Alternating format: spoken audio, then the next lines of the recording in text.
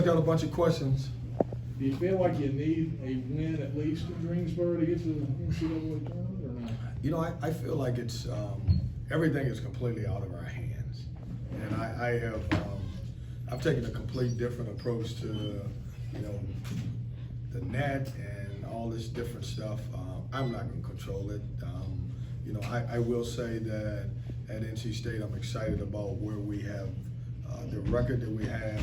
I think 22-9 and 12-8 in the conference. We've done a lot. It was funny. I was sitting upstairs. I was looking at this, so I thought I would share this with you.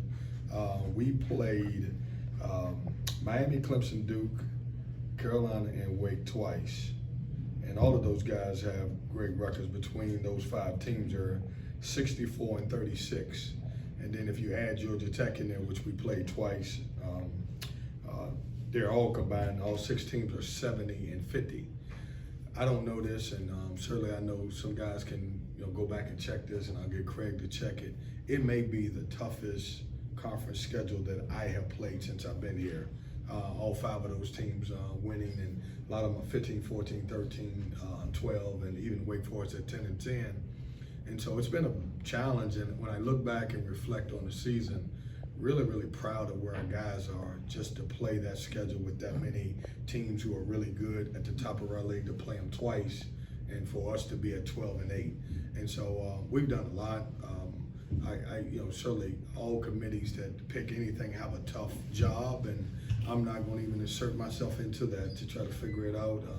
Only thing we can control is how we play, and we'll get a chance to play against Virginia Tech, who's playing really good basketball, and then Notre Dame, who, man, if you watch those guys on senior night at Notre Dame, they can beat anybody in the country. And so, we get a chance. Our guys have earned the right to get the first round bye, and the second round we get a chance to sit back and watch some people.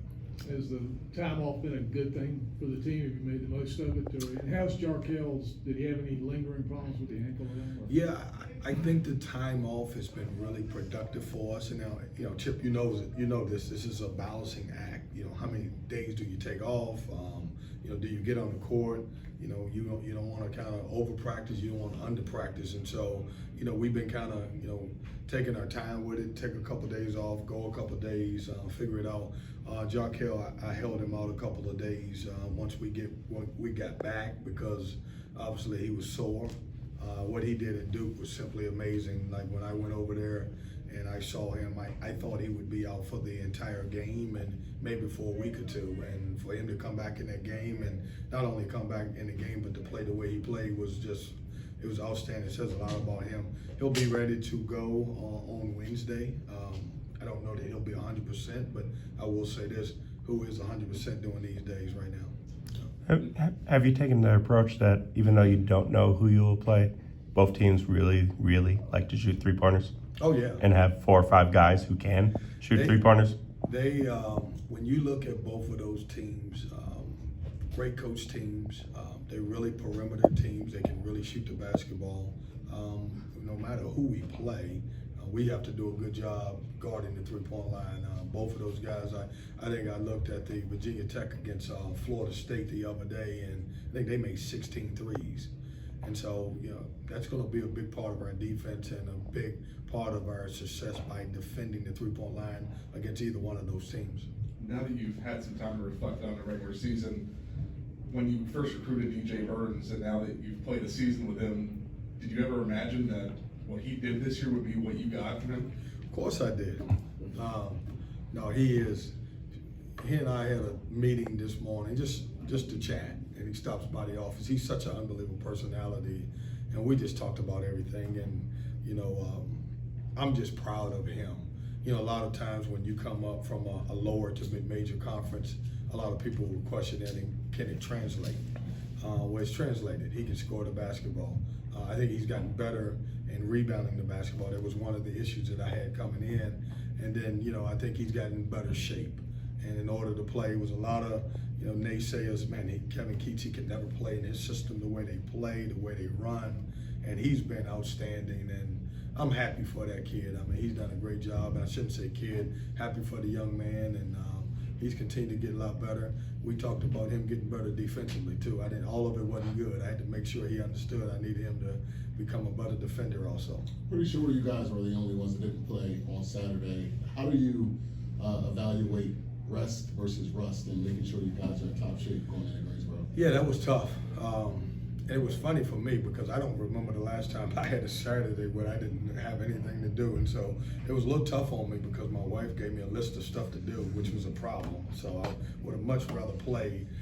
But it's a balancing act. It's so tough to try to figure out. We did practice on Saturday because I wanted them to stay in some type of routine. We took off on Sunday, which was yesterday. But it's hard to try to figure out what's too much and what's not enough, And so we just try to balance everything. A lot of times we got shots up, and the days that we were off, I was like, I want you to be off. I want you to rest a little bit. How do you evaluate wanting and getting that first round bye versus coming into a team who obviously has already won the game and has some momentum? Hey, listen, I'm not complaining about buys. I think it's great. You get a chance to sit back and at least watch the tournament and see how it's going. I'm proud of our guys because we earned it. We would love to obviously been in the top 4 to try to get a double bye, but it says a lot about these guys to go from where we were at last year to the turnaround to getting a bye, and obviously, it's really amazing to me that we went from 11 wins to 22 wins and from 4 conference wins to 12. I mean, that says a lot about the folks in this program. I give all the credit to the assistant coaches, the young men that were in the program, the young men that we recruited. I mean, they turned it around. I was just a general manager. Did the off time allow you any time to kind of reflect on that journey, what you all have done in a year's time? It has. I am super proud. I mean, it's, what we've done and what these young men have been able to do. And it's really tough, and I'll tell you why, because, when you lose, it's so many in today's world, social media, and you guys as reporters, you have to write about it. It's the truth. And so for those guys to go through all of the scrutiny that they went through last year and to be able to achieve what we've done in the regular season, that makes it even more special to me. What's it like kind of going into March with so much talk and reflection about the 40th anniversary of the 1983 team as you guys are making your own run? I don't think that puts pressure on us. But I'll go back to the '83 team when they were here. Look, I know, and I've heard everything about them, and I've watched the game, and I watched the 30 for 30s and all that, and that was all tremendous. But what we don't get a chance to do is meet those guys, and I met them for the first time, and I know that team was good, and I know that team overachieved, and they won a national championship. But they've been winning all their life. Those are really, really good men, and they shared a lot with our guys, and that doesn't put pressure on us. That doesn't mean we're supposed to win a national championship. I would love for it to be that miracle run, but it was just to have them around, and that night was, I think I said this before, that night was so special because at the end of the day, they had 2 great days on campus, and I didn't want to be the reason why it was be a little bit damper on their reunion coming back, so it was great for us to win the game. Any concerns about Terquavian's shooting over the last 7 or 8 games going into the postseason? Seems like he's had a little bit of loss of confidence, especially in the outside shot. No concern about him. If it was somebody else, I would be really concerned. But he might not even know he missed that many shots. He as a guy who can shoot the basketball, he's got short-term memory, and he's been fine. And when you go into those situations, Chip, it's almost like free throws. If you talk about it too much, it becomes a major problem. He's gotten in the gym. He's working on his shot. He will continue to work on his shot.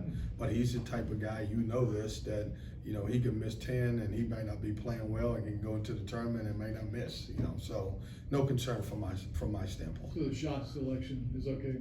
His shot selection hasn't changed since the day he got here. Do you see? I don't know if that's good or bad. I'm just telling you that now.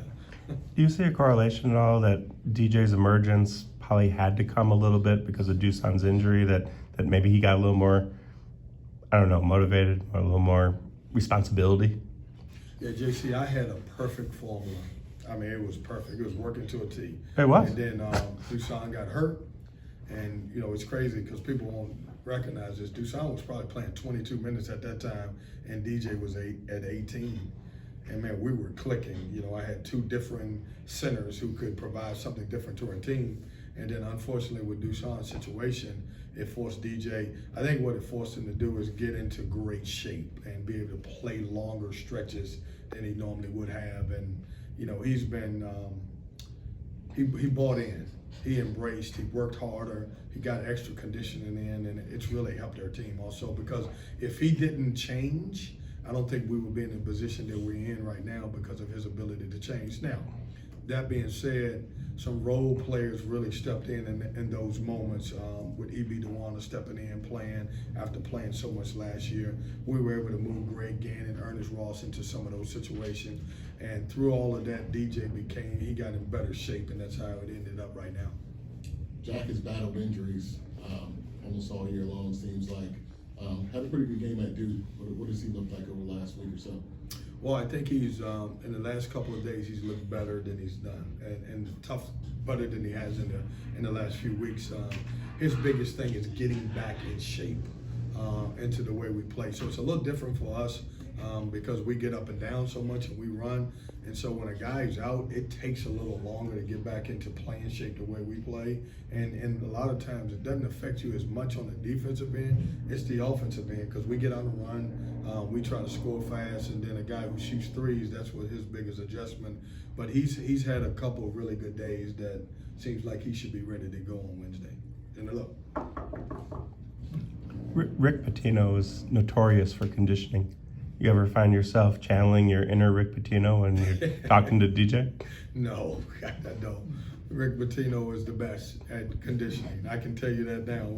If you're looking at me now, and I think I look pretty good when I worked for Rick Pitino, I probably was 167 pounds now. I remember a trip. We were at AAU Nationals, and when I first got there, we were, just going into the summers. We were going there.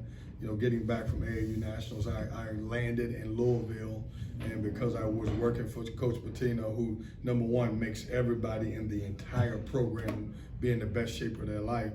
So when I first got there, I was on the elliptical, I don't know, maybe 7 hours a day, and that's not exaggeration. And it was great. And so I got back. You go on the road, the toughest thing for a coach going on the road is because you got to watch so many games. And during those games, you got to, try to grab you some. It's a grab and go situation. You got to go from one gym to the other. And I'll be honest with you don't eat the most healthy food. Well, I decided in Orlando, man, I'm going to eat healthy. I'm sticking to this because I don't want to hear Coach Pitino's mouth when I get back. So when I landed in Orlando, my wife, Georgia, looked at me and my eyes were so sunk in my head and I was so skinny. She's like, what happened to you? I was like, I'm not going to put on weight because I know that. So long story short, our guys work at their own pace. I'm not trying to get anybody to, lose weight. They know what they have to do to play in this program. Coach Pitino is the best at that. He's changed so many bodies. I wish I was as good as he was. How much weight has DJ lost since the beginning of the year? I don't know. He slimmed down some. Chip, I don't know. I stay away from that stuff. You can ask him. I don't know. You don't monitor the. Huh? You don't monitor the. I don't. I tried that when I first got into college coaching, and I tried to be like Coach Pitino and say, man, I want this, and I lost those battles, and so I stay away from it. I will say this: his body looks good. I don't know how much he weighs. I don't know what his body fat. I don't even get into that stuff.